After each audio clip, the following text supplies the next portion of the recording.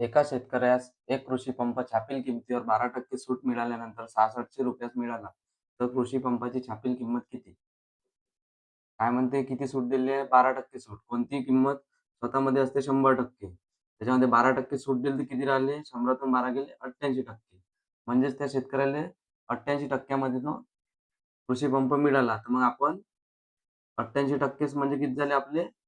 6,700 ची किंमत आहे. तर आपल्याला 100% ची किंमत काढायची आहे. त्याचा तिरपा गुणाकार करून काढून टाकायचा मित्रांनो.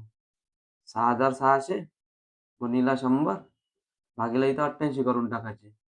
4 ने भाग दिला तर 4 दुनी 8, 4 दुनी 8. 100ला 4 ने भागला तर 25. 22 त्रिक 66. हे 2 झिरो लावले. आता किती उरले? 25 आणि 300.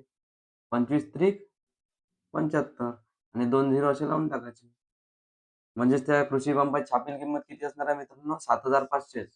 ऑप्शन क्रमांक ए 7,500 हे आपलं आन्सर असणार आहे मित्रांनो.